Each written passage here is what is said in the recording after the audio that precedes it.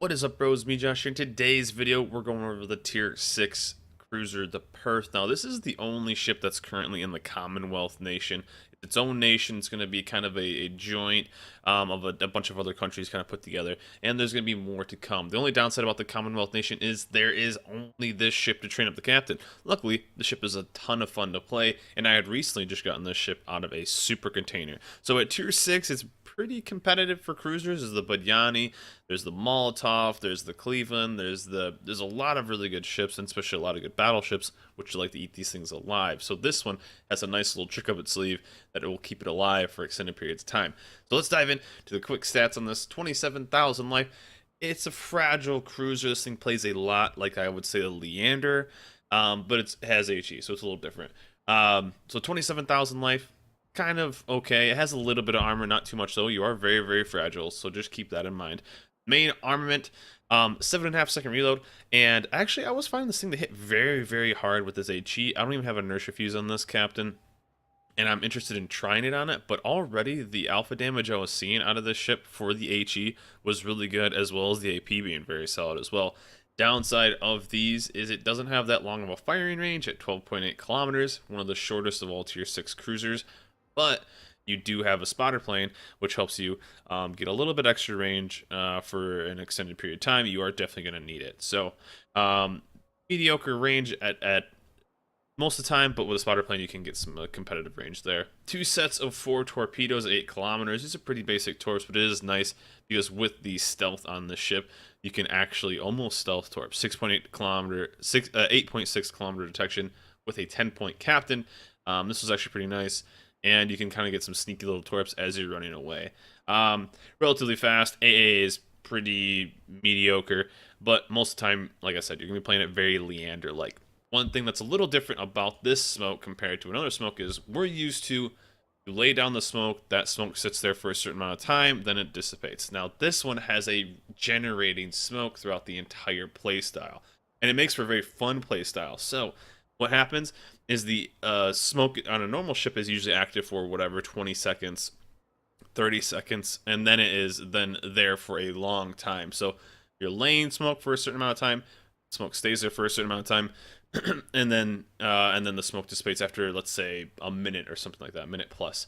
Now this, you are generating smoke, which is active for almost 2 minutes, and the smoke then stays there for about 10 seconds, 9.5 seconds. So one of the main things you need to get for this ship, well, not need, but it definitely does help, is the smoke generating module. You can get this out of super containers. You can get this out of, I think, some reward containers. This thing helps. So what does it do? It increases the active time of smoke generation and minuses the smoke screen duration, which doesn't really matter because you just want to make smoke as long as possible. It's kind of hard to explain, but pretty much instead of laying down smoke for a short amount of time and then it lasting for a long time, you're laying down smoke for a long time and it's not really staying there for a long time. So it's not like you can lay a line of smoke and protect a bunch of ships. You are basically protecting your ship, and that's about it. So when I spec this captain out, I went with the extended circles on the smokescreen expert. So this really helps. You can maybe help another one. But the one kind of cool thing that's about this ship is you can keep it about 12 knots or so a speed, which is between quarter and half speed on this ship. If you get half, it goes too quick. If you get quarter, it goes too slow. But you can keep about a 12 knot speed and you will stay in your smoke the entire time. So you can basically make this kind of smoke shark going towards your enemies that they can't really see into you, of course. But it also does let you then escape when needed, use your low detection, and then re-engage when you have your smoke back. So a very interesting ship. I really actually enjoy this ship. This is the captain build I have for just a 10-point captain. Very simple. Want to know how many ships are going to be focused on me? Want my smoke to be as big as possible. I want to have as many smokes as possible, and I want to be as stealthy as possible. So very, very basic for 10-point. These are the modules I'm running for the ship, like I said. Pretty basic on this as well for a normal cruiser, but I did use the smoke generator mod 1. This isn't a mandatory thing, it just helps a lot. Let's dive into some gameplay, kind of show how you uniquely play this ship compared to other cruisers. I'll show you guys how much fun the ship is to play. So here we are on Two Brothers with the Perth, and in most situations, let's compare something that has this type of range. So you're going to look at kind of something like the Atlanta, I guess kind of the Flint, a lot of the mid-tier Royal Navy lines, they're kind of, without the smoke, I guess more just the Atlanta, you're very map dependent on where you can go because you have such a mediocre range. Now with a smoking ship like this, you have the ability to kind of push up.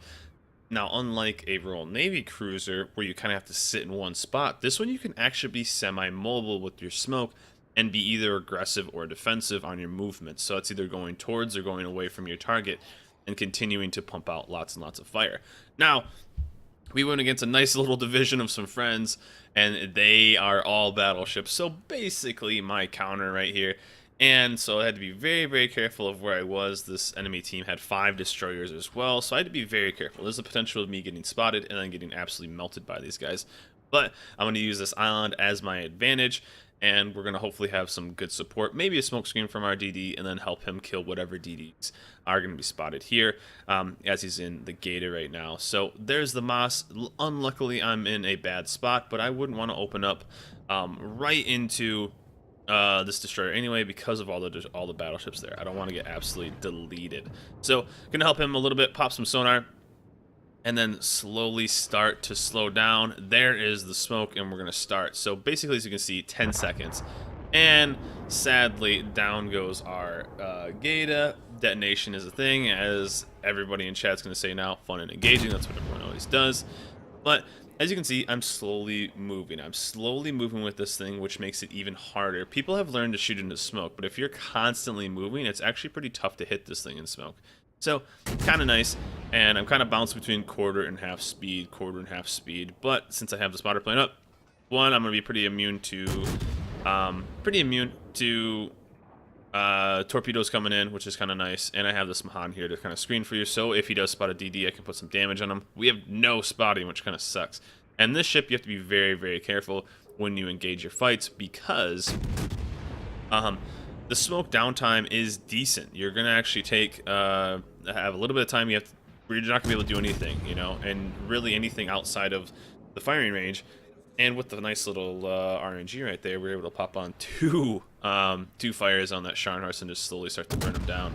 So definitely some good practice on with spotter planes on this, because you're going to need it, because if you're not going to hit anything with spotter plane, your long range is going to be kind of minimal.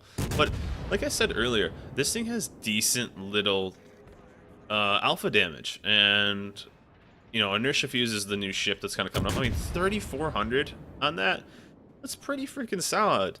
You're pumping out 8 shells per hit, 8 shells per shot. I mean, almost 5,000 right there. I don't even know if the ship needs Inertia Fuse. You kind of spec it out even extra towards, let's say, maybe some other stuff. But like, double fire, this thing's pretty gnarly. So I had never known how kind of strong this ship was until I kind of recently got into it. But as you can see here, and I use this later in the game too, is this isn't a smoke that's going to last a long time, but you can use it to break range and break line of sight. So I use this once, and I know one at the end of the game too, where I use the smoke to kind of just break the line of sight between me and the enemy ship, and then kind of re-engage later. So I'm able to go dark. You know, relatively low concealment gives you the ability to basically get in and out of the fight. But already we racked up 32,000 damage. We are tied right now, 1 DD to their DD.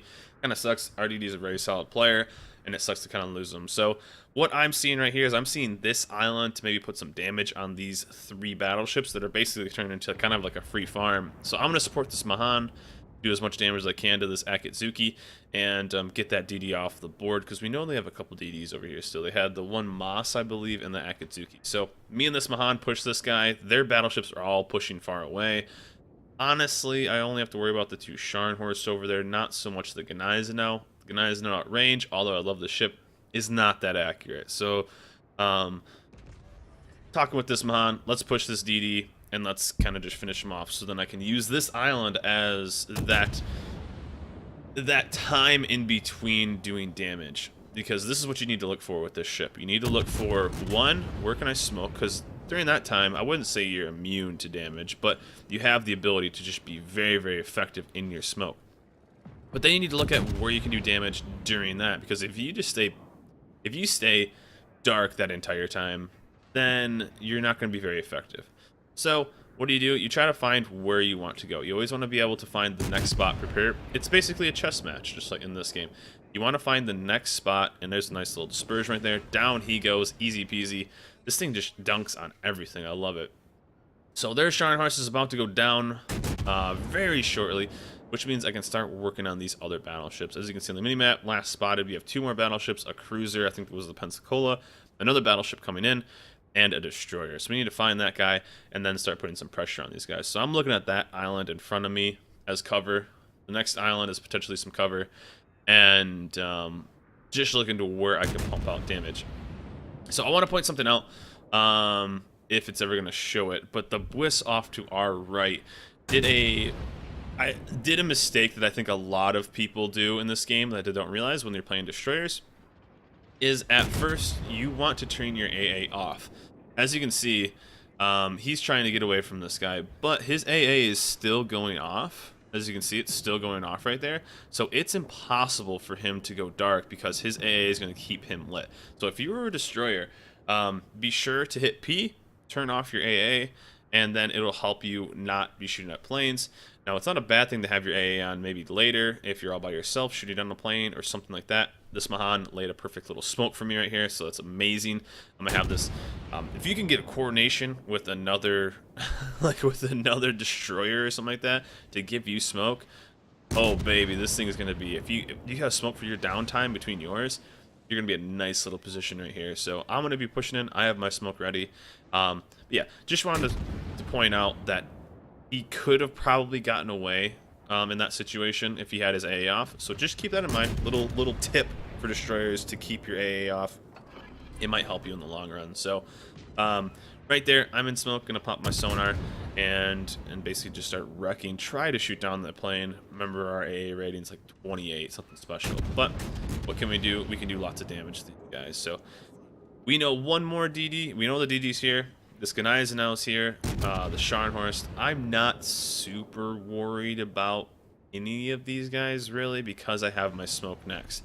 Things I'm worried about are torps still. So I'm going to be in kind of a bad spot coming in if this guy is basically going to start torping the hell out of me. I could get one shot. So that's the thing I need to worry about the most. So his smoke is about then. I'm going to pop mine. And just keep damage on that Scharnhorst. Need to kill that Scharnhorst. And this, I thought I was going to die right here. If you've ever played a Royal Navy cruiser, you know how this ship you know how those ships move. What they do is they are very fast to get going, very slow to slow down, and they're kind of finicky with that. And I was really bummed here that we didn't have any detection, but he's going to spot him right here. I'll be able to just absolutely dunk on him. Nice little AP salvo. So these battleships honestly turned into just basically a free farm for me. I was able to pump in a ton of damage. Still don't know where the that gosh darn DD is, but that's all right. We'll take out this guy. Basically, we're just going to knock these guys out one by one. Can't believe I missed that shot. Pensacola first, Scharnhorst next, and then right into the Gneisenau. Now, I know I can be a little bit more aggressive with the Gneisenau. The Scharnhorst is much more risky because it's much more accurate. And so, as you can always see, I'm always kind of changing if I'm going forward, if I'm going backwards, and just keeping pressure on this guy. The Mahan was lucky enough to continue to not keep things spotted, but luckily I have the spotter plane, so we're going to be alright. The best thing about this is their battleship, their Gneisenau, is getting completely out of position. He's going to defend. And if he was smart, he probably would have pushed a little bit more. And unluckily right here is we end up taking a torp. But the thing is, we're going to take a torp. It sucks. But I need to kill this guy before my smoke runs out, which is going to be like right now. So down he goes.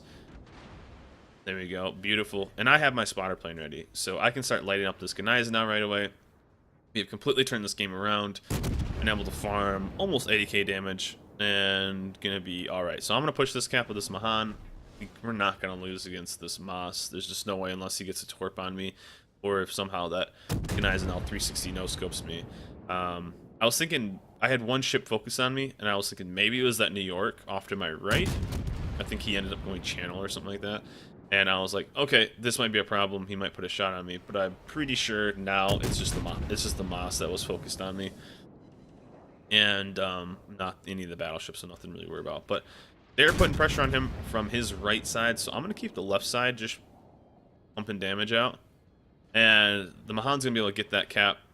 We basically locked this team. It's just all about getting the extra farm. So my guess is the Moss was right in this area over here, and always double checking where all the battleships are going to. So sonar's up, basically safe from the Moss. Don't really need to worry about that too much, and just gonna focus on this Ganais now. Now I kind of have to get in that danger close zone right here where